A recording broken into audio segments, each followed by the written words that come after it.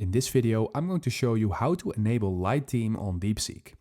And this works the same on the desktop. You're basically going over to your settings as I'm going to show you right now. So the first thing we're going to do is we're going to open our DeepSeek app.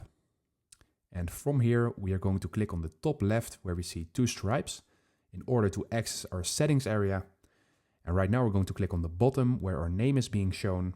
So we click on this. And right now when we look under app language, we see color scheme. And right now it is on dark. And you can make this light or you can change it to the theme of your phone. So we click on color scheme. And in here, when you want to change it to light, we can just click on light.